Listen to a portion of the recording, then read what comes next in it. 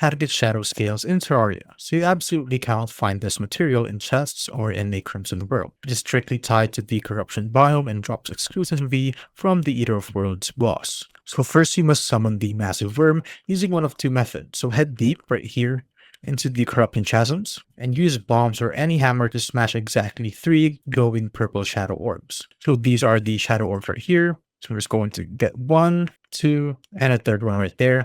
And as you can see, the Eater of Worlds has awoken. I'll just simply need to defeat the Eater of Worlds, and as you can see, it dropped me shadow skills just like that, and also some demonite ores. Alternatively, you can craft worm food using rotten chunks and val powder at a demon altar and consume it anywhere inside the corruption biome. So as you can see right there, every segment of the worm drops items like the demonite ore and the shadow scale. So it was fast for me since I used the Zenith, but for you, you can use a piercing weapon, like a bow with Jester's arrow, to shred multiple segments simultaneously.